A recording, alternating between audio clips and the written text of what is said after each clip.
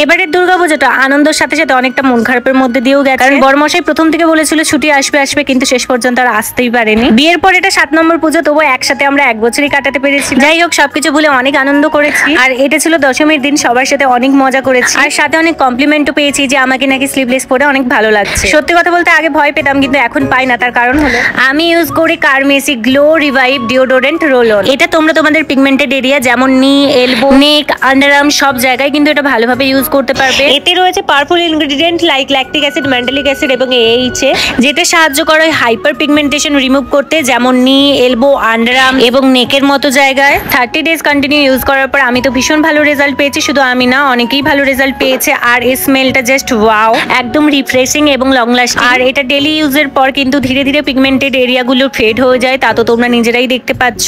তোমরাও যদি এটা পারচেস করতে চাও, অ্যাভেলেবেল রয়েছে ফ্লিপকার্ট, অ্যামাজন, পার্পেল, নাইকা। এছাড়াও কিউআর কোড স্ক্যান করে প্রোডাক্টটা পারচেস করে নিতে পারো। বাই।